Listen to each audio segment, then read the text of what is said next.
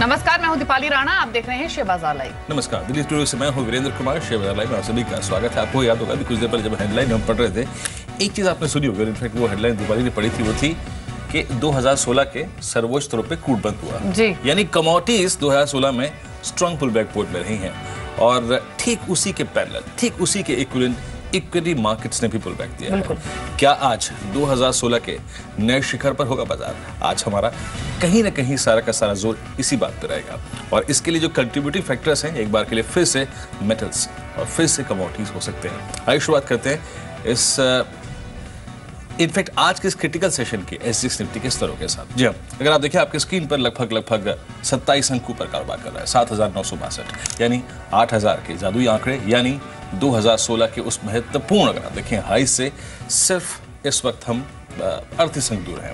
लेकिन आज हमारी स्ट्रेटेजी क्या होगी? देखिए, कॉशियस तो हम रहेंगे। कल भी हमने इनफैक्ट बात की थी 7840 के स्टॉप लॉस की। हमारा स्टॉप लॉस वही रहेगा, वो एक सिक्योर स्टॉप लॉस है। निफ्टी बैंक पे मैं इंतजार करूंगा कब ये 16,380 पार करे। याद रखिए, वो कहीं ना कहीं बाजार को मोमेंटम में लेके आएगा। सेक्टर ऑफ द डे होगा सरकारी कंपनियां। आज STC, dredging corporation, REC, shipping corporation of India और चेन्नई पेट्रो, ये 5 स्टॉक्स है और इनफैक्ट इनको भी फिल्टर करके कुछ देर में आपको बताऊंगा। लेकिन आज निफ्टी पर लॉन्ग होल्ड करेंगे करीब 7,840, 7,850 के स्टॉप लॉस के साथ। बारीकी से इंतजार करिए 16,380 के ब्रेकआउट का। और सेक्टर ऑफ द डे, कल फर्टिलाइजर के शानदार मूव के बाद आज रहेंगी सरकारी कंपनियां जी। तो सरकारी स्टॉक्स पर नजर रहेगी आज के सत्र में, लेकिन सबसे पहले वो स्टॉक्स देख लेते हैं जिन पर हम बातचीत करेंगे शेयर बाजार लाइव में। और कुछ स्टॉक्स जो मैंने पिक किए हैं उनमें डीसीबी बैंक को चुना है। स्ट्रॉन्ग अर्निंग्स के बाद कंसिस्टेंट मूवर रहा है ये stock. Bank of Baroda, PSU banks में कल पुल बैक था, स्पेशली लास्ट आवर्स में। एसी स्टॉक्स लगातार डिमांड में है। हिताची होम कंसिस्टेंट चल रहा है, अभी यहाँ से कितना और मूव दे सकता है इसको समझने की कोशिश करेंगे। माइक्रो फाइनेंस कंपनीज लाइमलाइट में रहेंगी। इक्विटास होल्डिंग की आज लिस्टिंग भी है और टाइटन कंपनी पूरे ही जेम्स एंड ज्वेलरी पॉकेट पर नजर रहेगी। आपने हेडलाइन में सुना भी कि ज्वेलरी सेक्टर को राहत मिल सकती है। क्या ये राहत हो सकती है बताएंगे शो के दौरान आपको। एलआईसी हाउसिंग डिसअपॉइंटिंग अर्निंग्स के बाद कंसिस्टेंट प्रेशर हमने बीते 2-3 सेशन में स्टॉक में देखा। यहां से कितना और करेक्ट हो सकता है इसको समझेंगे। सीमेंट स्टॉक्स डिमांड में, प्रोसेसली छोटे सीमेंट शेयर्स, इसलिए मंगलम सीमेंट को चुना गया है। मेटल्स क्योंकि लगातार अपनी चमक को बनाए हुए हैं। हिंदुस्तान जिंक को इसलिए चुना है क्योंकि इसके आज अर्निंग्स भी आने हैं। इसके अलावा लॉजिस्टिक स्टॉक्स पर फोकस रहेगा। कंटेनर कॉर्प को चुना गया और विप्रो अर्निंग्स के बाद आज स्ट्रैटेजी क्या होनी चाहिए वो आपको बताएंगे। लेकिन वीरेंद्र के पास भी कुछ शेयर्स हैं, वो भी देख लेते हैं। आज इन पे बात करूंगा, जैसे कि मैंने कहा कि एसटीसी, ड्रेजिंग कॉर्पोरेशन रडार पे रहेंगे। कल फर्टिलाइजर पिक किया था और राष्ट्रीय केमिकल फर्टिलाइजर्स ने कल करीब 5% का मूव दिया। नेक्स्ट पॉसिबल टारगेट क्या है उससे बात करूंगा। टाटा स्टील, शानदार प्राइस परफॉर्मेंस, इंडेक्स में शुमार काउंटर्स में सबसे तेज काउंटर। रिलायंस बैकफुट पे आया, क्यों आखिर आया? नतीजों से पहले, एक दिन पहले ये बैकफुट पे क्यों आके खड़ा हुआ? एसएल प्रोपैक ट्रेडिंग करियर का नया ऑल टाइम हाई। ये मैं 3 दिन से स्टॉक्स पे बात नहीं कर रहा हूँ। डिस्क्लोजर की एसएलएमओ की कंपनी है लेकिन मोमेंटम में है स्टॉक। बायोकॉन अगर आप देखें कल रंगत दिखाई दी। डालमिया भारत कल बैकफुट पे आया। बाकी अलूवालिया कॉन्ट्रैक्ट, ये एक स्टॉक अगर आप देखें मिड कैप में जोरदार तेजी लेकर बंद हुआ। इसमें नेक्स्ट पॉसिबल टारगेट्स क्या होंगे? और साथ ही साथ सुप्रीम पेट्रो कल 143 में बंद हुआ, 7.5% ऊपर। लेकिन आज भी पैसा बनना यहाँ पर पॉसिबल लगता जी है। लेकिन सबसे पहले इंटरनेशनल क्यूज को समझ लेते हैं, उसके बाद इन स्टॉक्स पर बातचीत करेंगे क्योंकि इंटरनेशनल क्यूज आज के लिए सपोर्टिव है। एसजीएक्स निफ्टी प्रिसाइसली जिन लेवल्स पर ओपन हुआ था उससे लगातार धीरे धीरे ऊपर ही बढ़ रहा है। लेकिन न्यूज रूम चलते हैं संदीप के पास और उन्हीं से पूरा एक्शन समझ लेते हैं। Good morning Sandeep, exactly international market से क्यूज क्या है, प्रिसाइसली यूएस और एशिया से? स्ट्रॉन्ग क्यूज है दीपाली। डेवलप मार्केट से यूएस से अगर मैं शुरुआत करूं तो 1.4% के आसपास की गेंस देखने को मिले और 20 जुलाई 2015 के बाद इनफैक्ट डाउ अपने जो उच्चतम स्तरों पर जाके बंद हुआ और जो मेन फैक्टर है वो कच्चा तेल है। शुरुआती कारोबार में करीब 1% के आसपास की कमजोरी थी, लेकिन 3.25% के आसपास की तेजी लेके साल के उच्चतम स्तर पर कच्चा तेल बंद हुआ। 2 मेन फैक्टर्स है जो कि कच्चे तेल की तेजी को सपोर्ट कर देते। पहला तो ये ब्लूमबर्ग के हवाले से ऐसी खबरें निकल के सामने आ रही कि ओपेक और दूसरे देशों की मई में रशिया में एक आउटपुट फ्रीज को लेकर बैठक हो सकती है जिसमें शायद ये फैसला हो कि आउटपुट फ्रीज किया जाए। और दूसरी ओर यूएस में जो तेल भंडार उसमें अनुमान से कम बढ़त हुई है। इन दोनों फैक्टर्स की वजह से 2016 की उच्चतम स्तर पर क्रूड बंद हुआ, जिसकी वजह से एनर्जी शेयरों ने तेजी में काफी ज्यादा पार्टिसिपेट किया। इसके अलावा डेटा पॉइंट्स भी काफी पॉजिटिव थे। मार्च में जो एग्जिस्टिंग होम सेल्स है उसमें करीब 5.1% के आसपास की बढ़त हुई, जिसकी वजह से अगर आप देखिए ऊपरी स्तरों से जरूर थोड़ा सा हल्के होकर बंद हुए, लेकिन 1.4% के आसपास की गेंस लेके यूएस के मार्केट बंद हुए। यूरोपियन मार्केट्स भी काफी स्ट्रॉन्ग थे, 5% के आसपास की गेंस से।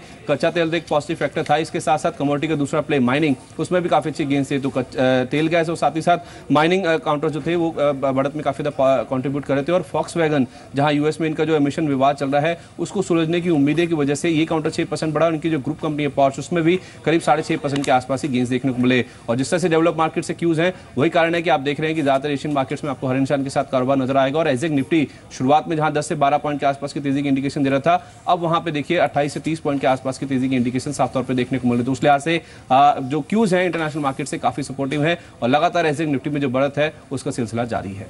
जी, शुक्रिया संदीप आपका। तो क्यूज पॉजिटिव हैं यूएस मार्केट्स की। सबसे पहले देखें तो 18,000 के ऊपर लगातार तीसरा सेशन रहा है जब डाउ जोन्स ने अपनी क्लोजिंग दी है और ज्यादातर एशियाई बाजार पॉजिटिव हैं और एजेक्स निफ्टी अब 31 पॉइंट्स ऊपर आ चुका है 7962 के लेवल्स पर। हालांकि कल इंडियन मार्केट्स की बात करें तो दिन भर एक कंसोलिडेशन देखा गया और उस कंसोलिडेशन के बाद फाइनली 1700 के लेवल्स को रिगेन करने के बाद मार्केट्स उसके ऊपर ही क्लोज होने में कामयाब हुए। लगातार छठा सेशन था जब हम पॉजिटिव जोन में ही क्लोज होने में सफल रहे। लेकिन अब अविनाश गोरखसागर हमारे साथ मौजूद हैं।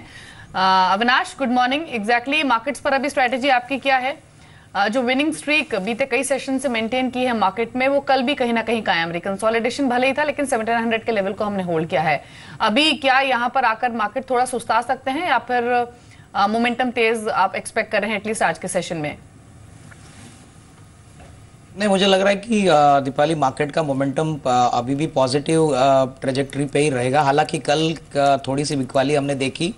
मेरे ख्याल से आई थिंक क्लियरली अगर ग्लोबल मार्केट्स ठीक ठाक रहते हैं और होपफुली जो नतीजे आएंगे वो मेरे ख्याल से आगे का ट्रेंड डिसाइड करेंगे। लेकिन इस एक्सपायरी में ऐसा लग रहा है कि शायद 8000 का भी लेवल मार्केट छूने की कोशिश करेगा। आने वाले दिनों में 8100 का लेवल काफ़ी बड़ा रेजिस्टेंस पॉइंट रह सकता है, लेकिन मार्केट्स ने 7850 का एक काफ़ी स्ट्रॉन्ग सपोर्ट लेवल मेंटेन किया है। और मुझे लग रहा है कि हालांकि एफआई के नंबर्स भी कल थोड़े से नेगेटिव थे, लोकल डोमेस्टिक फंड्स में भी सेलिंग थी, मुझे लग रहा है कि आज मार्केट्स डेफिनेटली एक कंसोलिडेशन रेंज में रहेगा। हालांकि स्टॉक स्पेसिफिक एक्टिविटी आपको ज़्यादा देखने को मिलेगी। जी, मानस जायसवाल भी हमारे साथ मौजूद हैं, टेक्निकल एनालिस्ट हैं, उनका व्यू भी ले लेते हैं। मानस, आपकी ट्रेडिंग स्ट्रेटेजी क्या रहेगी निफ्टी पर आज? देखिए, करीब 400 पॉइंट की रैली के बाद कल हमने थोड़ा सा करेक्शन ज़रूर देखा, बट मैं समझता हूँ कि ट्रेंड अभी भी पॉजिटिव है। और जब तक निफ्टी 200 दिनों के मूविंग एवरेज के ऊपर ट्रेड कर रहा है जो कि 7775 के आसपास है, मैं समझता हूँ हर करेक्शन एक अच्छी बाइंग अपॉर्चुनिटी है। अगर एक ट्रेडिंग कॉल अभी के रेट पे लेना हो तो डेफिनेटली वो बाई के साइड पे रहेगा। इसमें स्टॉप लॉस 7850 के रहेंगे और मैं उम्मीद करता हूं कि आने वाले 2 से 3 दिनों में निफ्टी 8040 के लेवल्स को टेस्ट करने की कोशिश करेगा। जी, तो 7850 पहले लेवल्स और उसके बाद 8040 इन स्तरों के लिए निफ्टी में लॉन्ग पोजीशंस बनाई जा सकती हैं पोजीशनल पर्सपेक्टिव से। लेकिन अब डेरिवेटिव डेटा को थोड़ा सा समझ लेते हैं। हालांकि इंस्टीट्यूशंस के अप्रोच देखें वीरेंद्र, तो कल के सेशन में एफआईज ने का जो रुख रहा है वो नेगेटिव रहा है। 80 करोड़ के आसपास की उन्होंने बिकवाली की है कैश मार्केट में। क्वांटम भले ही ज्यादा नहीं था लेकिन सेंटिमेंटली नेगेटिव इसको जरूर देखा जा सकता है। लेकिन एग्जैक्टली अगर डेरिवेटिव डेटा को स्टडी करें तो क्या इंडिकेशन मिल रहा है? क्योंकि कल बाजार कहीं ना कहीं सुस्ताने की कोशिश कर रहा था लेकिन 1700 के लेवल को जिस तरह से होल्ड किया, जिस तरह से बैंक निफ्टी ने परफॉर्म किया है, इंडिकेशन मिल क्या रही है? देखिए दीपाली, बिल्कुल सही आपने कि एफआईज ने बहुत दिनों बाद कोई सेलिंग का आंकड़ा दिया है, लेकिन उसका ना प्रेशर अपने ऊपर मत दीजिए, उसको छोड़ दीजिए। देखिए, रिस्क मैनेजमेंट मैकेनिज्म जो होता है ना, अपना जोखिम को नियंत्रण करने का जो मैकेनिज्म है उसको तैयार रखिए, बाकी सब छोड़ दीजिए। एफआईज आज खरीदार हो जाएंगे तो हम कल बात कर रहे होंगे कि वो खरीदार रहे कल के सेशन में, तो उसको छोड़ देते हैं। सिर्फ अपने स्टॉप लॉसेस के बारे में सोचिए और अपने टारगेट्स के बारे में सोचिए। आज का जो स्टॉप लॉस, जिससे कि मानस ने कहा 7850 परफेक्ट स्टॉप लॉस होगा। लेकिन उससे बात करने से पहले आइए पहले एफआईज के अप्रोच को देखते हैं, एग्जैक्टली उन्होंने क्या करा और डेरिवेटिव्स में उन्होंने क्या करा। कैश मार्केट में 80 करोड़ की बिकवाली, हालांकि बिकवाली का जो पैमाना था बहुत बड़ा नहीं था, और अगर आप उनको वायदा कारोबार में देखें तो करीब 412 करोड़ रुपए की उनकी तरफ से बिकवाली थी। जहां तक DIIs यानी घरेलू संस्थागत निवेशक रहे, उनकी तरफ से करीब 300 करोड़ रुपए की बिकवाली थी। यानी इंस्टीट्यूशन सपोर्ट बाजार के पास कल नहीं था। हम आए शॉर्ट कवरिंग के सहारे एक बार फिर से ऊपर। अगर आप डेरिवेटिव्स के आंकड़ों को देखें, इंडेक्स फ्यूचर्स में 1328 करोड़ की खरीदी, यानी निफ्टी पे और स्पेशली दीपाली बैंक निफ्टी पर मैं बात करना चाहूंगा। यहां पर ऑप्शंस की एक्टिविटी को देखिए, 1151 करोड़ रुपए की बिकवाली है, और ये मैं आपको समझाऊंगा अभी कुछ देर में, और 577 करोड़ रुपए की स्टॉक फ्यूचर्स में बिकवाली। तो देखिए, जब दिवाली स्टॉक फ्यूचर्स में बिकवाली होती है ना और ओपन इंटरेस्ट ऐड होता है, दैट मीन्स, मैं आपको फिर से बताता हूं, जब आपको कहीं इंडेक्स फ्यूचर्स में बिकवाली का आंकड़ा दिखाई दे, स्टॉक फ्यूचर्स में बिकवाली का आंकड़ा दिखाई दे, एक और चीज होती है जो शायद आपके स्क्रीन पर नहीं है, वो होता है OI एडिशन, कॉन्ट्रैक्ट्स कितने जुड़े। जब जोड़ने का आंकड़ा आए और सेलिंग का आंकड़ा आए, दैट मींस शॉर्टिंग हुई है। याद रखिए, शॉर्टिंग बाजार को कुशन प्रोवाइड करती है। कैश में उनकी तरफ से बाइंग नहीं है, एक सेशन में छोड़ देते हैं उस बात को। लेकिन सबसे बड़ी चीज़ क्या थी कि इंडेक्स में वो बायर थे, इंडेक्स ऑप्शन में वो सेलर थे। अब आइए देखते हैं कि एग्जैक्टली निफ्टी फ्यूचर्स में हुआ क्या। निफ्टी फ्यूचर्स में 5 लाख शेयर ओपन इंटरेस्ट में जुड़े। जैसे कि मैंने कहा कि एफआईएस ने इंडेक्स लॉन्ग किया, याद रखिएगा। तो ये एक जैसे ही नीचे आया 7880 के आसपास, हमने बाजार में बाइंग देखी, ओपन इंटरेस्ट जुड़ा, फ्रेश लॉन्ग क्रिएट हुए, बाजार एक बार फिर से सम्मानजनक स्थिति में आके क्लोज हुआ, स्पेशली 7900 को सिक्योर करके बंद हुआ। अब आपकी स्क्रीन पर देखिए जो आंकड़ा दिवाली उसको देखिएगा, 7900 की कॉल, क्या हुआ? Short covering. 8000 की कॉल, शॉर्ट कवरिंग। कल मैं जिस चीज़ की बात कर रहा था कि 8000 की कॉल में काफ़ी स्ट्रॉन्ग ओपन इंटरेस्ट खड़ा है, वो एक बड़ा रेजिस्टेंस होगा। कल की क्लोजिंग को देखते हुए माइट भी अगर आप देखें थोड़ी बहुत शॉर्ट कवरिंग वहां पे आई है। क्यों? क्योंकि उस कॉल राइटर को क्या रिस्क लगा कि यार बाजार 8000 के नजदीक आ रहा है, यहां पर मेरा रिस्क बढ़ रहा है, तो वो बाहर निकल रहा था। दैट मीन्स अगर मैं 10 में से पॉसिबिलिटी तलाशूं कि 8000 के पास जाने की कितनी है, तो कल इस शॉर्ट कवरिंग को देखते हुए हम कह सकते हैं कि एटलीस्ट 10 में से 7% पॉसिबिलिटी है कि ये 8000 के ऊपर जाएगा। अब आइए आप पुट्स पे।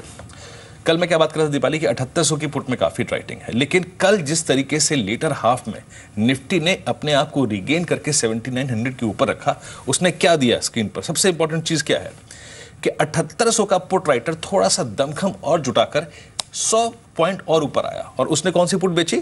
7900 की पुट। तो मेरा स्टॉप लॉस, और जिस स्टॉप लॉस की अभी मानस ने भी जिक्र किया, वो एक बहुत सिक्योर स्टॉप लॉस है।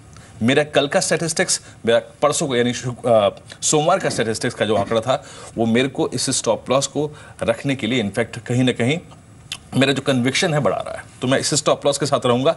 बाकी फितूल जो है एफआईएस ने बिकवाली करी, क्या है क्या नहीं है। तो स्टॉप लॉस कौन से लेवल पर? 7850 आई थिंक वो सबसे सिक्योर लेवल है, क्योंकि कल 7900 पे भी पुट राइटिंग हुई है। दूसरी चीज दीपाली, कल हमने एक बात की थी कि बैंक निफ्टी में मैं गिरावट का इंतजार करूंगा, गिरावट नहीं आई। बिल्कुल। निफ्टी बैंक को देखिए, इसने जरा एक बार दीपक इंट्राडे चार्ट दिखाइएगा जरा प्लीज। इसने कभी भी पूरे दिन हिम्मत नहीं छोड़ी, आप देखिए पूरे दिन ये सेलिंग मोड में गया ही नहीं, और कहां बंद हुआ? डे हाई पे। अब सिर्फ डिफरेंशियल याद रखिए कितना है। अब निफ्टी और निफ्टी बैंक के बीच में क्या डिफरेंस है कि निफ्टी आपका 200 डेमा के ऊपर है, अभी ये बंदा जो है निफ्टी बैंक अभी नहीं निकला उसके पर नजदीक है 200 बिल्कुल नजदीक है 380, यानी कितना डिफरेंशियल है? हार्डली 30 पॉइंट का। और देखिए दीपाली, जब ये कल 200 डेमा के पास क्लोज हो रहा था, तो एक चीज हुई, 16000 से 16300 के बीच में अच्छी पुट राइटिंग हो गई। जब मेरे को लगता है कि 200 डेमा पार करने वाला है, तो मैं 16100, 200, 300 वो पुट बेच रहा हूं, यानी 200 डेमा के नीचे के लेवल की पुट बेच रहा हूं। और आप देखिए कि 16580, 16600 की पॉसिबिलिटी बढ़ जाएगी अगर ये आज 16400 पार कर लेता है, क्योंकि हमने कल देखा है दीपाली। लेकिन प्रोबेबिलिटी लग रही है 16400 के पार होने की मौजूदा स्टैटिस्टिक्स को देखते हुए एटलीस्ट मेरे को लग रहा है, क्योंकि कल दीपाली क्या हुआ, 16500 से लेकर 16800 की जो कॉल्स हैं उसमें काफी शॉर्ट कवरिंग भी थी। और देखिए कल आपने शायद निफ्टी बैंक को देखा हो। एक और चीज, हम निफ्टी जब बैंक को देखते हैं तो हम क्या देखते हैं? 12 स्टॉक्स देखते हैं, लेकिन आप जाइए निफ्टी बैंक से बाहर देखिए मिड कैप बैंकिंग को, वो भी कल चल रहा था, वो शायद इस प्राइस पे फैक्टर इन नहीं होता है। तो ओवरऑल ठीक ठाक चीज है। स्टॉप लॉसेस पे गौर करिए, लॉन्ग रहिए, और निफ्टी बैंक तेजी खेलने का एक नया जरिया होगा अगर ये 16380, 400 पार करता है। मानस, आई थिंक मैं थोड़ा सा कन्विक्शन आपका निफ्टी बैंक पे जाना चाहता हूँ, वो क्या है एग्जैक्टली? मैंने जो बात कहनी थी कही यहाँ पर, आपको क्या लगता है निफ्टी बैंक फिर आप कैसे प्ले करेंगे? देखिए, इसमें तो कोई शक नहीं कि bank Nifty strong up trend में है, क्योंकि वहां पर हायर टॉप्स हायर बॉटम्स देखे जा रहे हैं। बट सबसे पॉइंट ये है कि कल जो आखिरी का आधा घंटा था, वहां पर अगर आप बैंक निफ्टी में देखिए तो काफ़ी इंपॉर्टेंट रेजिस्टेंस को ब्रेक किया जब बैंक निफ्टी 16300 के लेवल्स को ब्रेक किया था, और काफ़ी बाइंग इंटरेस्ट देखने को मिला। सबसे इंपॉर्टेंट ये है कि प्राइवेट बैंकिंग तो ज़रूर परफॉर्म कर रहा था, बट पीएसयू बैंकिंग में परफॉर्मेंस नहीं आ रहा था। लेकिन आखिरी के 1 घंटे में कल जिस तरह का बाइंग इंटरेस्ट पीएसयू बैंकिंग में आया है, ऐसा लगता है कि अब बैंक निफ्टी तैयार है कम से कम 400 से 500 पॉइंट की रैली के लिए। तो मैं समझता हूँ कि 16750 के टारगेट सेट करें और 16150 के स्टॉप लॉस लगाएं। एक बार जरा एग्जिट 50 को देखते हैं, फिर आज की कुछ बड़ी खबरों की तरफ पड़ेंगे। करीब 35 अंकों पर 7970 के स्तर पे 8000 के और बेहद नजदीक जाके एसएक्स निफ्टी खड़ा हो गया। लेकिन आज की कुछ बड़ी खबरें कुछ ऐसे सेक्टर्स पे जो कल भी चल रहे थे, और क्या है वो बड़ी खबरें? और देखिए आज हम जेम्स एंड ज्वेलरी की बात करेंगे, स्पेशली इस स्पेस में वो कंपनियां जो कि एक्सपोर्ट करती है, जो निर्यात करती हैं। इतने समय तक हड़ताल पर रहने के बाद आखिरकार इन कंपनियों के लिए कुछ अच्छी खबर है। क्या है वो खबर? आइए अंचल से बात करते हैं। अंचल बताइए।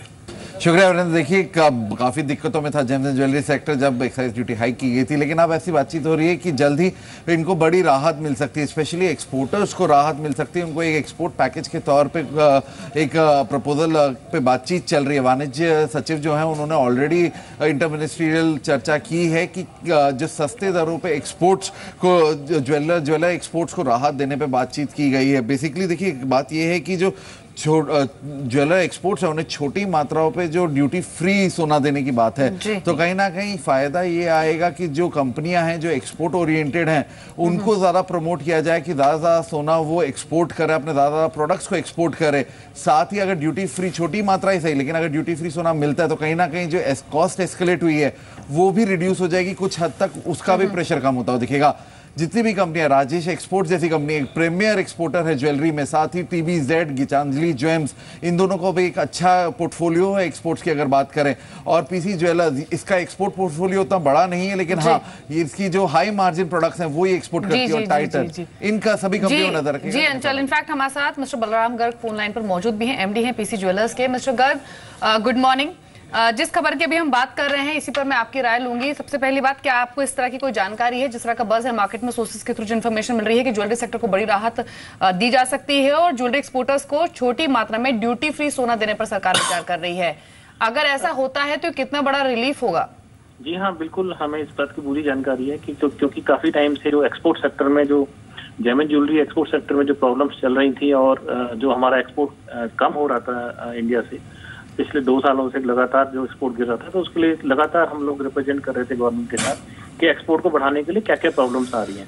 तो इसमें जैसे कि एक तो क्या है कि जो बैंक गारंटी हमें देनी होती है एक्सपोर्ट के टाइम पे, और वो जब पेमेंट आती है तब रिलीज होती है, इससे हमारी कॉस्ट बहुत बढ़ रही थी। तो मुझे लगता है कि गवर्नमेंट वो जल्दी ही इस पर फैसला लेने वाली है। और दूसरा, जो एक्सपोर्ट जो ड्यूटी फ्री गोल्ड जो है वो अवेलेबिलिटी नहीं थी और हर सेक्टर में अवेलेबल नहीं था, क्योंकि गवर्नमेंट एजेंसीज के ऑफिस हर जगह नहीं है, तो उसको भी गवर्नमेंट एड्रेस कर रही है। तो मुझे लग रहा है कि ये सब करने के बाद मुझे लग रहा है कि एक्सपोर्ट में जो है जेम एंड ज्वेलरी सेक्टर में काफी बढ़ोतरी होने की उम्मीद है। और जो एक्सपोर्ट कंपनियों के जो मार्जिन हैं वो भी थोड़े बढ़ेंगे, क्योंकि उनकी जो कॉस्ट है वो थोड़ी कम हो जाएगी। सर, ये एग्जैक्टली अगर आप देखें तो बैंक गारंटी की आपने बात करी, वो शायद सरकार उस पर विचार करी, लेकिन मैं आई थिंक इसी की बात करूंगा ड्यूटी फ्री सोने की। इससे जैसे कि आपने कहा मार्जिन पे सुधार होगा। एग्जैक्टली मैं जानना चाहता हूं कि बीते 2 साल में आपके एक्सपोर्ट्स कितने कम हुए थे? मैं सिर्फ एक जो टोटल रेवेन्यू में आपका कंट्रीब्यूशन था एक्सपोर्ट्स का, वो कैसे बीते 2 साल में कम हुआ था, और इस रिलैक्सेशन से कितने मार्जिन में सुधार आएगा, और आप कितने और एक्सपोर्ट्स में कैपिटलाइज करने में सक्षम रहेंगे? देखिए, जो अगर मैं पिछले 2 साल में देखूं तो जेम एंड ज्वेलरी में overall gem and jewellery sector की बात करूं तो लगभग 15 से 20% जो है एक्सपोर्ट जेम एंड ज्वेलरी का डाउन हुआ था। अगर कंपनी स्पेसिफिक करूंगा तो हमारा एक्सपोर्ट कम नहीं था, क्योंकि हम लोग थोड़ा डिफरेंट तरह की ज्वेलरी बनाते हैं, तो हमें लगता है कि एज ए कंपनी स्पेसिफिक हमारा एक्सपोर्ट कम नहीं था। But overall gem and jewellery sector में क्योंकि हमने बहुत नई इनोवेशंस की थी, उसकी वजह से हमारा एक्सपोर्ट कम नहीं हुआ था। बट जो overall gem and jewellery sector में 15 से 20% एक्सपोर्ट कम हुआ था। जहाँ तक मार्जिन की बात है, क्योंकि जो कॉस्टिंग, मुझे लग रहा है कि जो जितनी भी जो कॉस्टिंग है जो बढ़ गई थी एक्सपोर्ट कंपनियों की, मुझे लगता है कि लगभग मेरा अनुमान है कि अगर ये सब चीजें गवर्नमेंट मानती है तो आधा % के आसपास जो है जो मार्जिन हैं वो जरूर बढ़ेंगे। नहीं, मार्जिन तो सुधरेंगे आधा % के, लेकिन सर एग्जैक्टली इस ड्यूटी फ्री सोने के मिलने से जो आपकी एक्सपोर्ट कम्पिटिटिवनेस है, आपको जब ग्लोबल मार्केट में खड़े होना है ओवरसीज ज्वेलर्स के आगे, वो कम्पिटिटिवनेस मिल पाएगी आपको? जी हाँ, बिल्कुल मिल पाएगी, क्योंकि जो मुझे मालूम है जितनी डिमांड जो ड्यूटी फ्री गोल्ड है वो क्योंकि आज अगर आपके पास ज्वेलरी आप एक्सपोर्ट करते हैं और ड्यूटी फ्री गोल्ड आपको बहुत देर से मिलता है, तो उससे आपकी कॉस्ट बढ़ जाती है और उसकी वजह से हमें ज्यादा मार्जिन लगाना पड़ता है, और हमारा जो कंपटीशन है जो इंटरनेशनल मार्केट में, उसमें हम लोग नहीं ठहर पाते हैं। अगर कॉस्ट कम हो जाएगी तो डेफिनेटली मुझे उम्मीद है कि ये सब होने से हमारे जो जेम एंड ज्वेलरी सेक्टर में जो एक्सपोर्ट है वो जरूर 15 से 20% तक मुझे उम्मीद है कि बढ़ेगा।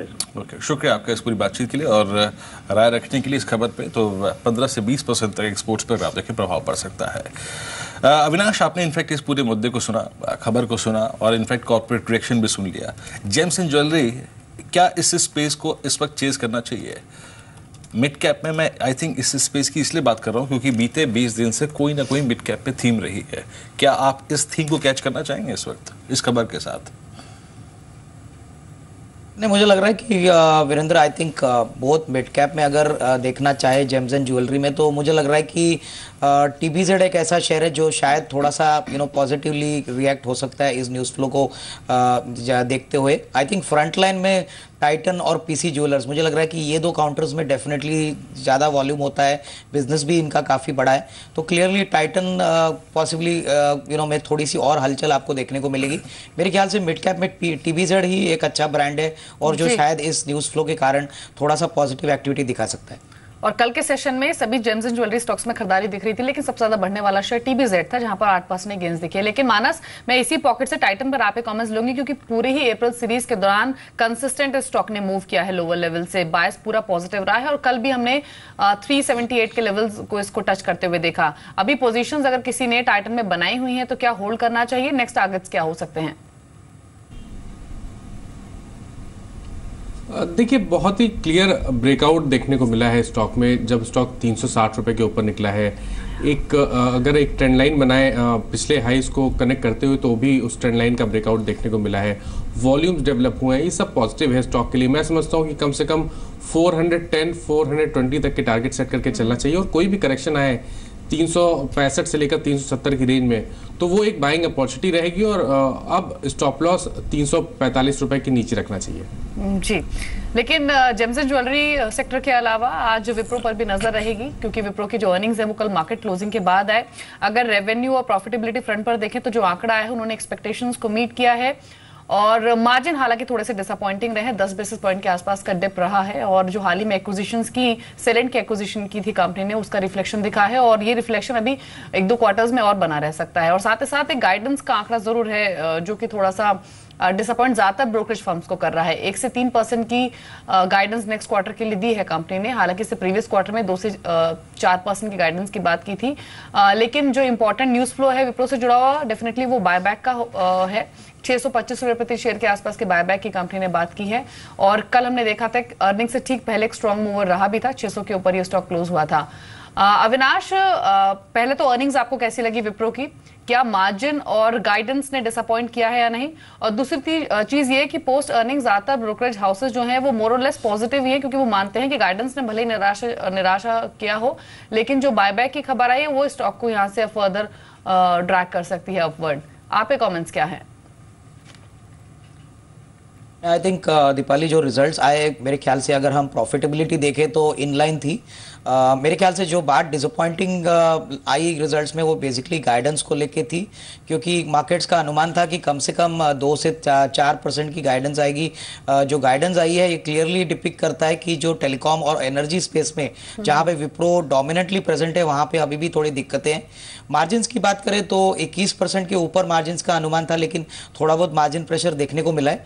मेरे ख्याल से जो 625 रुपये का बायबैक का जो ऑफर है वो मेरे ख्याल से थोड़ी शॉर्ट टर्म के लिए स्टॉक को थोड़ा ऊपरी लेवल पे जरूर ले जा सकता है, लेकिन ये कहना बड़ा इंपॉर्टेंट है कि विप्रो के मैनेजमेंट का ऑलरेडी 73% के ऊपर स्टेक है, तो ज़्यादा इंपैक्ट मुझे नहीं लग रहा है कोई सस्टेनेबल बेसिस पे बायबैक का आएगा। मेरे ख्याल से जो इन्वेस्टर्स इनको होल्ड कर रहे हैं शेयर्स, उनको होल्ड करना चाहिए। फ्रेश बाइंग की गुंजाइश डेफिनेटली नहीं है।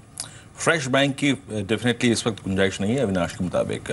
चलिए अब थोड़ा सा स्टॉक्स टू वॉच पर भी नजर डालते हैं, और इक्विटास होल्डिंग की आज लिस्टिंग होनी है, और इस लिस्टिंग पर रहेगी नजर। एग्जैक्टली आप देखिए प्राइमरी मार्केट में वाइब्रेंसी फिर लौटती है नहीं होती है, इस पर देखेंगे। लेकिन आज की लिस्टिंग है इक्विटास होल्डिंग की। दूसरा स्टॉक जिस पर बात करूंगा मैं, प्राइमरी मार्केट से बाहर निकलता हूँ। सन फार्मा सरकार की पार्टनर बनेगी। सन फार्मा और मलेरिया की रोकथाम के लिए सरकार के साथ काम करेगी। पीपीपी के तहत बन सकती है सरकार की पार्टनर। तो सन फार्मा पे एक अच्छी खबर है। अदानी पावर हादसे के चलते मुंद्रा पावर प्लांट की एक इकाई इन्होंने बंद की है। हादसे में 21 लोग अब तक अगर आप देखेंगे घायल हो चुके हैं, जो इनकी मुंद्रा इकाई में हुआ था। और उसके बाद tight water oil price Thomas holding का अधिग्रहण करेगी। एक कंपनी वगैरह देखिए उन्होंने अधिग्रहण करने के लिए चुनी है।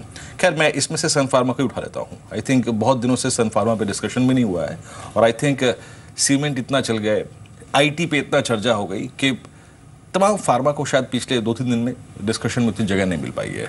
मानस 828 आपकी स्क्रीन पे प्राइस है सन फार्मा, यहां पर क्या करेंगे आप इस वक्त?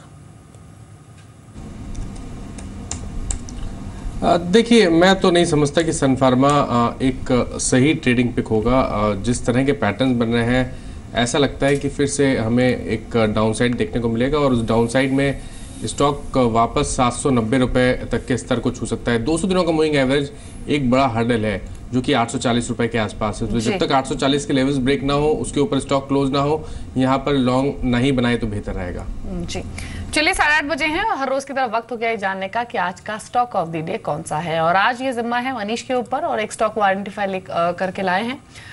गुड मॉर्निंग मनीष, बताइए कौन सा स्टॉक है जो आपने बतौर स्टॉक ऑफ द डे चुना है? धन्यवाद दीपाली। आज के लिए जो मैंने शेयर को चुना है वो होटल कारोबार जुड़ी कंपनी ताज जीवीके होगा, जिसमें कि तेजी देखने को मिल सकती है। 2-3 ट्रिगर, एक तो आईसीआईसीआई से डायरेक्ट ने इस पर जो है बाय रिपोर्ट निकाली है। उनको लगता है कि कंपनी में आने वाले दिनों में जिस तरह से फंडामेंटल्स बदल रहे हैं वो काफ़ी बेहतर हो सकता है। डिलीवरी बेस्ड एक मजबूत बाइंग देखने को मिली है। देखिए कंपनी जो है 5 स्टार होटल कारोबार से जुड़ी हुई है और कंपनी के पोर्टफोलियो में करीब 7 5 स्टार होटल है, जिसमें कुल अगर रूम की बात करें तो करीब 1300 से ज़्यादा कंपनी के पास रूम हैं। और इसकी ऑक्यूपेंसी देखें सामान्य तौर पर तो 70 से लेकर 80% तक की ऑक्यूपेंसी देखने को मिलती है। इस कंपनी के साथ जो सबसे बड़ा ट्रिगर निकल के आया है कि कंपनी ने 2 महीना पहले ही जो है मुंबई एयरपोर्ट से के बगल में जो है उन्होंने एक नया होटल शुरू किया है और उसके जो ऑक्यूपेंसी के अभी तक रेशियो हैं वो करीब 75% के आसपास के ऑक्यूपेंसी रेशियो हैं। आईसीआईसीआई डायरेक्ट मानता है कि जो नया होटल खुला है उसकी वजह से कंपनी के टॉप लाइन की बात करें तो वहाँ करीब 10 से लेकर 11% तक का उछाल देखने को मिल सकता है। और ईबिटा में अगर बात करें तो आने वाले दिनों में जो है करीब 15% तक का उछाल देखने को मिल सकता है। तो कहीं ना कहीं इस होटल का जो खुला है और जिस तरह का इसका परफॉर्मेंस देखने को मिला उसकी वजह से आईसीआईसीआई डायरेक्ट मानता है कि शेयर में एक अच्छी मजबूती देखने को मिल सकती है। दूसरा बड़ा ट्रिगर इस कंपनी के साथ ये निकल के आया कि पिछले 3 तिमाहियों से देखिए लगातार डीआईज ने इस कंपनी में अपनी हिस्सेदारी बढ़ाई है और कुछ बाजार के बड़े निवेशकों ने इस कंपनी में जो है अच्छी खासी हिस्सेदारी खरीदी है। अब टेक्निकली देखें तो तकनीकी चार्ट पर शेयर में जो एक मजबूत ब्रेकआउट देखने को मिला है, चाहे वो डेली हो, मंथली हो या वीकली हो, तमाम चार्ट पर देखिए एक मजबूत ब्रेकआउट देखने को मिला है। और पिछले 15 दिनों से शेयर के रेंज में ट्रेड कर रहा था, ये रेंज कल टूटा और शेयर दिन के ऊपरी स्तर के साथ बंद होने में कामयाब हुआ एक अच्छे वॉल्यूम के साथ। आईसीआईसीआई डायरेक्ट को लगता है कि शेयर में आपको 100 रुपये के लक्ष्य के साथ खरीदारी करनी चाहिए, लेकिन जो टेक्निकल निकल के आ रहा है, जो इंट्राडे में टारगेट निकल के आ रहा है वो 96 रुपये के आसपास का निकल के आ रहा है। 95-96 का ऐसा जोन हो सकता है जिसको ये शेयर छूता हुआ दिख सकता है, लेकिन इस बाजार में 83 रुपये का आपको इस शेयर में स्टॉप लॉस लगाना है। जी शुक्रिया मनीष आपका। तो आज का स्टॉक ऑफ द डे है ताज जीवीके। कल बहुत स्ट्रॉन्ग वॉल्यूम के साथ बाइंग इस शेयर में देखी गई थी और मनीष ने काफी एक्सप्लेन यहाँ पर किया भी है। उन्होंने फंडामेंटल्स और टेक्निकल्स दोनों ही बेसिस पर स्टॉक को पिक किया है। अर्निंग्स भी अभी आने हैं, आप नजर रखकर चल सकते हैं। बीते क्वार्टर की अर्निंग्स भी काफी स्ट्रॉन्ग रहे थे, 25% के आसपास के ओपीएम रहे थे और इंपॉर्टेंट है कि सिक्वेंशियल बेसिस पर एक टर्न अराउंड दिखा था ताज जीवीके में। मानस, आप कुछ कमेंट करना चाहेंगे टेक्निकली ताज जीवीके पर? देखिए ताज जीवीके 115 रुपए से लगातार गिरावट दिखा रहा था। पिछले हफ्तों में स्टॉक ने 65-66 रुपए के आसपास बेस बनाया, हायर टॉप्स हायर बॉटम बनना शुरू है। कल सबसे इंपॉर्टेंट इवेंट ये हुआ कि वॉल्यूम के साथ स्टॉक ने 200 दिनों का मूविंग एवरेज ब्रेक किया है। तो बिल्कुल यहाँ पर कम से कम 10 से 12 रुपए की अपॉर्चुनिटी दिखती है अपसाइड, तो यहाँ पर लॉन्ग बनाए जा सकते हैं, बट अपने स्टॉप लॉसेस जरूर 79 रुपीज के नीचे रखें। जी चलिए, तो स्टॉक ऑफ द डे हुआ, लेकिन अब बात कर लेते हैं सेक्टर ऑफ द डे की। कल हमने फर्टिलाइजर सेक्टर की बात की थी और पूरे ही दिन हमने एक अच्छा मोमेंटम फर्टिलाइजर स्पेस में देखा था। उसी की तरह आज का सेक्टर कौन सा हो सकता है वो समझ लेते हैं। हालांकि शो की शुरुआत में वीरेंद्र ने मेंशन भी किया कि जो पीएसयू स्टॉक्स हैं उन पर आपको नजर रखनी है। क्यों नजर रखनी है वीरेंद्र से समझ लेते हैं, बताइए वीरेंद्र। दीपाली, कल हमने एग्जैक्टली किस बात पे, देखिए ठंडे पड़े थे स्टॉक फर्टिलाइजर्स, लेकिन हमने डिलीवरी वॉल्यूम्स पे, हमने चार्ट पैटर्न से फोकस करते हुए स्टॉक्स पिक किए थे। क्या क्या शार्प मूव, 5-6-7% के वाइल्ड स्विंग। आज देखिए हमारी नजर रहेगी, जैसे कि मैंने शुरू में ही बता चुका हूं, कि सरकारी कंपनियों पर नजर रख के चलिएगा। और सरकारी कंपनियों में नजर होगी। पिछले 2 दिन में अगर आप देखें, इनके डिलीवरी वॉल्यूम्स में काफी शार्प सर्ज आया है। और एक और चीज, मैंने अधिकतर शेयरों को देखा, देखिए इस समय में जो मैं स्टॉक की चर्चा कर रहा हूं वो चले नहीं है अब तक, वो अब चल सकते हैं, इसलिए मैं बात कर रहा हूं। एसटीसी, ड्रेजिंग कॉर्पोरेशन और चेन्नई पेट्रो, हालांकि आरईसी भी मैंने शामिल किया है, इसमें मैंने शामिल शिपिंग कॉर्पोरेशन ऑफ इंडिया भी किया है, लेकिन मेरी प्रायोरिटी 3 स्टॉक्स रहेंगे। थोड़ी सी ये गलत हो गई है। एसटीसी, ड्रेजिंग कॉर्पोरेशन और चेन्नई पेट्रो, एंड स्पेशली अगर आप उसको भी फिल्टर करें तो चेन्नई पेट्रो और एसटीसी, डिलीवरी वॉल्यूम शार्प। मैं इनफैक्ट एक सुबह स्टडी कर रहा था और मैंने उस स्टडी को किया और इनफैक्ट मैं शेयर करना चाहता हूं आपसे। और प्लीज़ देखिए, किसी भी चीज़ को ट्रेड करने से पहले उस चीज़ को पढ़िएगा, समझिएगा, फिर ट्रेड करिएगा या फिर इन्वेस्टमेंट करिएगा। एसटीसी की तरफ प्लीज़ एक बार चार्ट दिखाइएगा। एक इसे कहते हैं फॉल वर्सेस गेन पैरिटी, यानी किसी समय अवधि में एक स्टॉक जब गिर रहा था तो कितना गिरा, और एक समय अवधि में जब स्टॉक चढ़ रहा था तो कितना चढ़ा। जरा प्लीज दीपक एक बार चार्ट दिखाइए इसके 6 मंथ के, क्योंकि 6 मंथ में मैं एनालाइज कर रहा हूं उसको 1 जनवरी से लेकर टिल डेट तक का। देखिए ये आपकी स्क्रीन पे चार्ट है। 170 रुपए से स्टॉक टूट के आया 71 रुपए, और 71 से चढ़ने के बाद अब 101 पर आ गया है। देखिए कुल मिला के CY16 में अब तक सेशन हुए हैं 70, 40 जनवरी फरवरी में, और उसके बाद 30 मार्च अप्रैल में। मैं बाइफरकेट करके बोल रहा हूं। उस अवधि में जब स्टॉक गिरा 40 दिन में 100 कहां से 70 से लेकर 70, 40 में से 27 दिन स्टॉक गिरा, और इस अवधि में यानी मार्च और अप्रैल में कुल मिला के सेशन हुए 30, और 30 में से 16 दिन स्टॉक चढ़ा है। डिलीवरी वॉल्यूम्स बढ़ते हुए, कल 30% डिलीवरी वॉल्यूम्स थे। चेन्नई पेट्रो में कल 53% डिलीवरी वॉल्यूम्स थे। कल स्टॉक बंद हुआ अपने 50 डेमा के ऊपर। तो याद रखिए इस सेक्टर में हरकत थोड़ी सी बढ़ रही है। चेन्नई पेट्रो डे हाई पे बंद हुआ। नजर रखिएगा आज इस पूरे सेक्टर पे वाइब्रेंट रह सकता है ये कल के फर्टिलाइजर स्पेस की तरह। दीपाली जी, मानस आप PSU स्टॉक्स में से कोई स्टॉक पिक करना चाहेंगे आज इंट्राडे के लिए? देखिए आपने 2 स्टॉक की बात की, STC और चेन्नई पेट्रो, बट सबसे बेहतरीन स्टॉक इन दोनों में से STC ही लगता है, क्योंकि बेस बना है 70 रुपए के आसपास, हाई टॉप्स हाई बॉटम्स बन रहे थे। और सबसे इंपॉर्टेंट ये है कि कल वॉल्यूम्स के साथ स्टॉक ने 50 दिनों का मूविंग एवरेज ब्रेक किया है। तो आप उम्मीद कर सकते हैं कि 100 दिनों का मूविंग एवरेज जो कि 119 रुपए के आसपास है, स्टॉक वो टेस्ट कर सकता है। बिल्कुल यहाँ पर लॉन्ग बनाने चाहिए और अपने स्टॉप लॉसेज 98 रुपीज के नीचे रखने चाहिए। जी अविनाश, अभी जब स्टॉक्स टू वॉच की अपनी शुरुआत की थी तो इक्विटास होल्डिंग की बात की थी वीरेंद्र ने। आज किस तरह की लिस्टिंग की आपको एक्सपेक्टेशंस हैं, क्योंकि ग्रे मार्केट में तो 12 से 15% तक का प्रीमियम इस IPO पर देखा गया था, तो उसको देखते हुए तो यही लगता है कि शायद लिस्टिंग अच्छी हो। मार्केट का मूड भी आज पॉजिटिव है, लेकिन अगर अच्छी लिस्टिंग होती है तो रिटेल इन्वेस्टर्स की स्ट्रेटेजी क्या होनी चाहिए? प्रॉफिट्स लेकर बाहर आ जाए या फिर बने रहें? आई थिंक दीपाली, मुझे लग रहा है कि इक्विटास का जो IPO था वो काफ़ी अट्रैक्टिवली प्राइस किया गया था 110 रुपये में, और हालांकि ग्रे मार्केट की प्रीमियम थोड़ी सी 15-20 रुपये है, लेकिन अगर हम कंपनी के फंडामेंटल्स देखें तो ये टॉप 10 माइक्रो फाइनेंस कंपनीज में जाना जाता है, और इसकी एसेट क्वालिटी काफ़ी बढ़िया है। इनके पास commercial vehicle financing, housing loan financing, ये भी अलग सेगमेंट्स है। तो मुझे लग रहा है कि अगर 1 साल का नजरिया ले तो मुझे लग रहा है कि कम से कम 150-160 का टारगेट प्राइस कंफर्टेबली पॉसिबल है, और मुझे लग रहा है रिटेल इन्वेस्टर्स को जिनको अलॉटमेंट मिला है उनको डेफिनेटली होल्ड करना चाहिए, क्योंकि पहले क्वार्टर के नतीजे काफी अच्छे होने चाहिए। जी हाँ, और इनफैक्ट एक देखिए खबर और महत्वपूर्ण है, इस पर नजर रख के चलिएगा, और स्पेशली बैंकों के लिए बहुत महत्वपूर्ण खबर है। और खबर देखिए, रिजर्व बैंक ऑफ इंडिया ने जो कदम उठाया है, और इससे जो बैंकों पर दबाव बन रहा था, स्पेशली जो Q4 अर्निंग्स को लेकर एक दबाव बनने की स्थिति बन रही थी, वो दबाव थोड़ा सा कम होता नजर आएगा। दरअसल Q4 में बैंकों को 20 और कंपनियों पर जो बकाया रकम जो है, जिनको उनको डिस्क्लोजर करना पड़ रहा था कि भाई इस ग्रुप के ऊपर, इस कंपनी पे हमारा इतना अभी तक डेट खड़ा हुआ है जो रिकवर नहीं हो पाया है, उसको अब डिस्क्लोज नहीं करना पड़ेगा, उसको अब इनफैक्ट बाइफरकेट करके बताना नहीं पड़ेगा। और इसमें से सबसे महत्वपूर्ण नाम है जयप्रकाश स्वीट्स। यानी इस बदलाव का, RBI के इस कदम का Q4 अर्निंग्स पर पूरा प्रभाव पड़ेगा। अविनाश, आई थिंक ये खबर रात से ही फ्लोट कर रही थी और इनफैक्ट आ चुकी है खबर। आई होप आपने इस डिस्कशन किया होगा अपनी टीम से इस मुद्दे पर। आपकी राय क्या है इस खबर का, कितना असर पड़ेगा Q4 अर्निंग्स पर?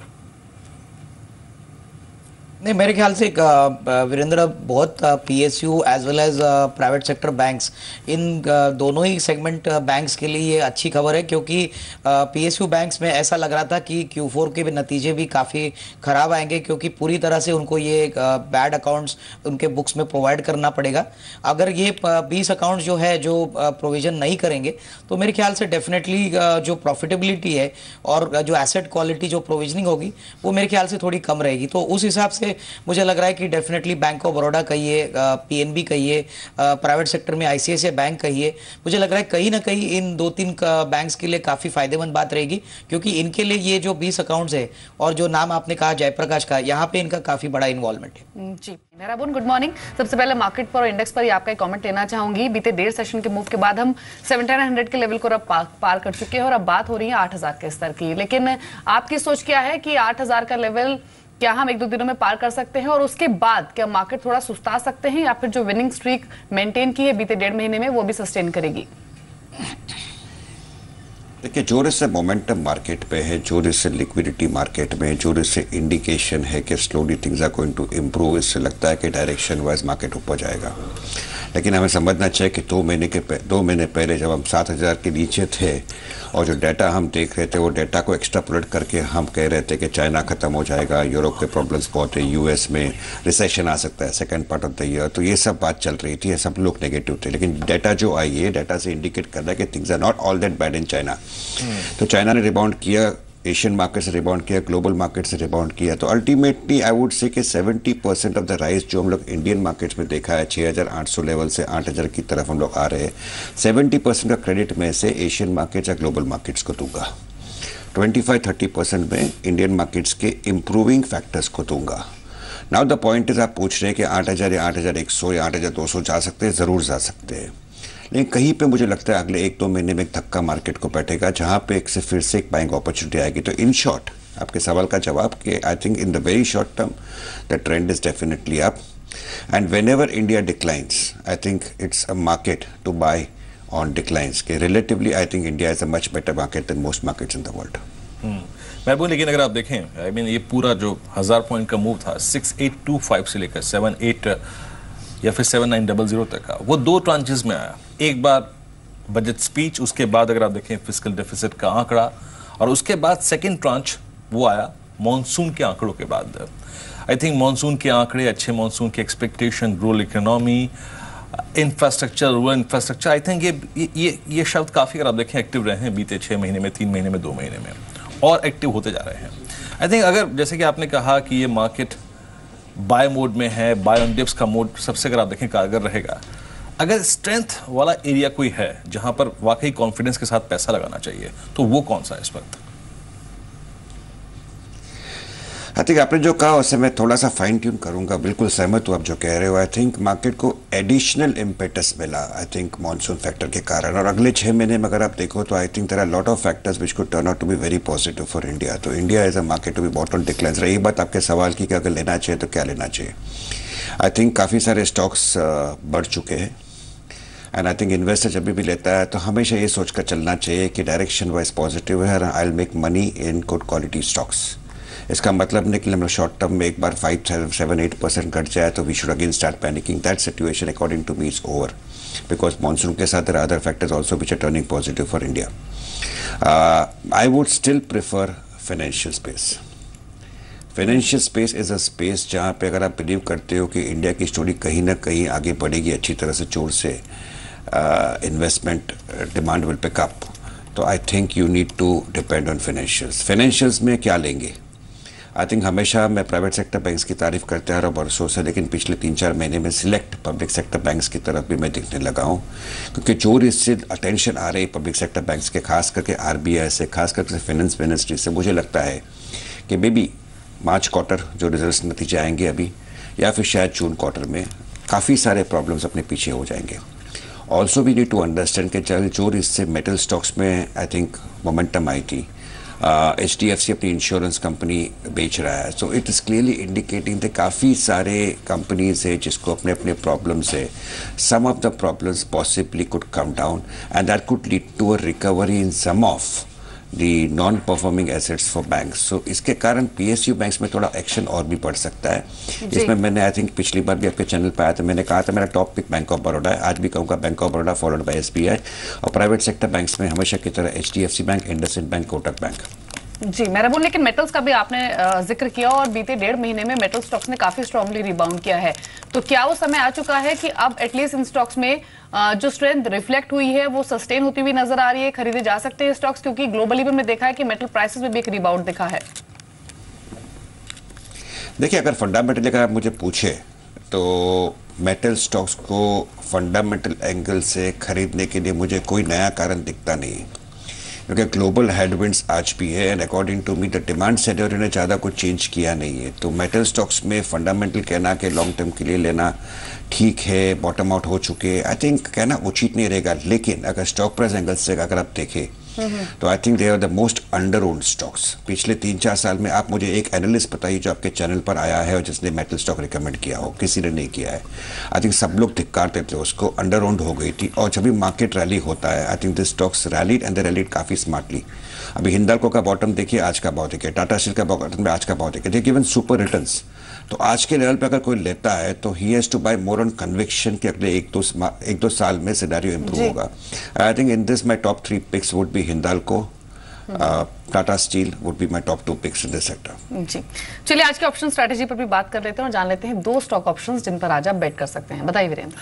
जी देखिए, आज के ऑप्शन स्ट्रेटेजी में हम पहला स्टॉक जो कि शामिल कर रहे हैं वो है एसकेएस माइक्रो। जैसे कि आपने शुरुआत में जिक्र किया था दीपाली कि आज इक्विटास की भी लिस्टिंग है, तो इस स्पेस पे नजर रखिएगा। इस स्पेस की एक और कंपनी आज लिस्ट होने जा रही है, लेकिन आपको याद है कल इसने 584.45 पे जो क्लोजिंग दी, इसने इंटरडे हाई लगाया था 586 का। और याद रखिए सन 2012, 13, 14, 15, 16 यानी 16 के ये 4 महीने, ये अब तक का सबसे सर्वोच्च दर है। आई थिंक एक और पॉइंट था 589.35, यानी ये आज अपने 4.5 साल के सर्वोच्च स्तर को छूने जाएगा अगर ये स्ट्रॉन्ग खुलता है तो इसी को देखते हुए 580 की हमें जो कॉल है एट द मनी और slightly in the money call है, ये वो खरीदनी है। 15 रुपए के आसपास खरीदेंगे और देखिए 15 रुपए के हमारे 25 रुपए हो जाएं, दैट मीन्स अगर ये 605, 620 के आसपास चला जाए, 610 के आसपास, तो मैं अपना ट्रेड वाइंड अप करके बाहर आ जाऊंगा। मुझे 10 रुपए कमाने हैं इस पे, तो लीस्ट रिस्क के साथ 15 रुपए में खरीदे, 25 रुपए का लक्ष्य और 10 रुपए का स्टॉप लॉस। आज की पहली ऑप्शन रणनीति। और दूसरा देखिए हिंडाल्को, को बताने की जरूरत नहीं है, मेटल स्पेस ने कल भी कमाल किया। इंडेक्स में शुमार तीनों के तीनों स्टॉक्स अगर आप देखें, टाटा स्टील में तेजी थी, लेकिन हिंडाल्को ने भी अगर आप देखें काफी अच्छा खासा मूव दिया। डे हाई पे बंद हुआ 181 पे। 100 की इन द मनी कॉल लेंगे इसमें, याद रखिए हम इन द मनी कॉल में ही काम करेंगे। एसकेएस में भी किया, इसमें भी किया। क्यों? क्योंकि हमारे पास टाइम वैल्यू बहुत ज़्यादा नहीं है और जिन ऑप्शंस में टाइम वैल्यू होती है वो इस वक्त है इन द मनी। तो 3.5 रुपये में खरीदेंगे इसकी 100 रुपये की कॉल और लगभग 6.5 रुपये का टारगेट लेके चलेंगे और 1.5 रुपये का यहाँ पर स्टॉप लॉस। दीपाली, तो ये 2 ऑप्शंस ट्रेड हैं आज के लिए, एक तो एसकेएस माइक्रो और दूसरा हिंडाल्को, जहां पर लॉन्ग पोजीशंस आप बना सकते हैं। लेकिन अविनाश, आज 2 नतीजे भी आने हैं, इंडसइंड बैंक और हिंदुस्तान जिंक। इंडसइंड बैंक, इसको लेकर आपकी प्रोजेक्शंस क्या है? क्या जो विनिंग स्ट्रीक इस बैंक ने बीते कई क्वार्टर से मेंटेन की है वो इस बार भी रिफ्लेक्ट होगी या नहीं? और दूसरा हिंदुस्तान जिंक, माना तो यही जा रहा है कि रेवेन्यूज और प्रॉफिट्स पर थोड़ा प्रेशर दिख सकता है, लेकिन ऑपरेटिंग प्रॉफिट मार्जिन थोड़ा इंप्रूव हो सकते हैं। इस तरह की भी ज्यादातर ब्रोकर हाउसेज की रिपोर्ट में ये बात कही गई है, क्योंकि मेटल प्राइसेस में एक रिबाउंड दिखा है, जिंक प्राइसेस में इस क्वार्टर में एक रिबाउंड दिखा है। तो एक्जैक्टली दोनों ही अर्निंग्स को लेकर आपकी होप्स क्या है और क्या स्ट्रेटेजी आप रिकमेंड करेंगे इन्वेस्टर्स को? नहीं, मुझे लग रहा है कि इंडसइंड बैंक के नतीजे काफ़ी अच्छे आएंगे। इनफैक्ट अगर हम एसेट क्वालिटी और डिसबर्समेंट ग्रोथ देखें तो मैं समझता हूं कि करीबन 620-625 करोड़ का प्रॉफिट का एक्सपेक्टेशन है, जो करीबन अगर वाई बेसिस पे देखें तो करीबन 26% की ग्रोथ एक्सपेक्टेशन है। मुझे लग रहा है कि जो इम्पॉर्टेंट बात रहेगी वो एसेट क्वालिटी के ट्रेंड्स पे रहेगी। मोर इम्पॉर्टेंटली सीवी फाइनेंसिंग में क्या ट्रेंड्स है, कैसे आउटलुक है, वो मेरे ख्याल से इंपॉर्टेंट रहेगा। लेकिन डेफिनेटली इंडसइंड बैंक के नतीजे जो पहले सेट ऑफ रिजल्ट्स में आएंगे प्राइवेट सेक्टर बैंक्स के, डेफिनेटली मार्केट्स को पॉजिटिवली सरप्राइज कर सकते हैं। रही बात हिंदुस्तान जिंक की, तो मुझे लग रहा है कि थोड़ा सा प्रेशर मार्जिन्स पे रहेगा, लेकिन जिस प्रकार का थोड़ा सा अपटिक जिंक के प्राइसेस में देखने को मिला है, करीबन 1550-1570 करोड़ का प्रॉफिट का अनुमान है। हमें लग रहा है कि जिन इन्वेस्टर्स के पास हिंदुस्तान जिंक है वो होल्ड करें, लेकिन डेफिनेटली इंडसइंड बैंक में करीबन 1050-1100 का टारगेट 6 से 12 महीने में पॉसिबल है। इनफैक्ट मेलबोर्न में अभी कुछ देर पहले अभी एसकेएस माइक्रो फाइनेंस का जिक्र कर रहा था और आज अगर आप देखें इक्विटास होल्डिंग की लिस्टिंग होनी है तो सडनली इस स्पेस में वाइब्रेंसी बढ़ जाएगी। And just for instance of SKS micro, एक ज़माने में क्या स्टॉक हुआ करता था ये और उसके बाद कहाँ चला गया और अब 4.5 साल के हाई पे खड़ा है ये। ऑलमोस्ट 2008, 9, 10 के बहुत बुरे दौर के बाद अब ये इस लेवल पे आया है। बोल ये एनबीएफसीज, ये माइक्रो फाइनेंस कंपनियां या फिर बैंक्स, इन तीनों तबकों में से कौन सा छूना चाहेंगे? I mean safest bet within the class of I think these 3 stocks, banks, NBFCs, उसमें भी बहुत सारे चंक हैं। आई मीन हाउसिंग फाइनेंस कंपनियां भी हो गई और ये कुछ माइक्रो फाइनेंस कंपनियां जहां पर अब आपके पास 2 स्टॉक्स होंगे। इनमें से क्या खरीदना चाहेंगे आप इस वक्त? आई थिंक आप जो भी सवाल पूछ रहे थे मेरे चेहरे पे हंस इसलिए रहा था कि मुझे अच्छा लगा कि आपको याद था वो दिन जब एसकेएस माइक्रो 500-550 में लोग रिकमेंड करते थे और करीबन 100 के आसपास आ गया था और पब्लिक धिक्कारने लगे थे। I think it has been a complete cycle for SKS micro and I think management ने काफ़ी सारे डिसीजंस लिए which have turned out ultimately positive for shareholder value creation. तो आपका सवाल काफ़ी अच्छा सवाल है कि private sector banks, public sector banks, NBFCs के हाउसिंग फाइनेंस कंपनीज, ये सारा स्पेस मुझे पसंद है। ये तकलीफ इस बात की है कि सारे stocks, most of the stocks in this sector, all this sectors have sharply gone up. तो आई वुड डेफिनेटली प्रेफर इसमें हाउसिंग फाइनेंस कंपनीज, जिसमें my best bet from a core holding would remain HDFC। और दूसरे companies में अगर आप मुझे पूछें तो कैनफिन होम्स हमें पसंद है। प्राइवेट सेक्टर बैंक्स पे मैंने ऑलरेडी मेरे टॉप 3 पिक्स कहे हैं, लेकिन हायर बीटा स्टॉक्स में मुझे येस बैंक पसंद है और थोड़ा सा ICICI बैंक पसंद है। और पब्लिक सेक्टर बैंक्स में बैंक ऑफ बड़ौदा। रही बात माइक्रो फाइनेंस कंपनीज की, आई थिंक SKS माइक्रो में अगर करेक्शन आता है कोई भी कारण से, आज इक्विटेस का लिस्टिंग है, इक्विटेस के बाद स्टॉक में थोड़ा और फ्रिक्शन आएगा और ट्रैक्शन आएगा और बढ़ सकता है, but whenever it corrects by 5-10%, whenever, I think this stock could provide a fresh opportunity. NBFCs में we continue to like underperforming stock like Mahindra Mahindra Financial।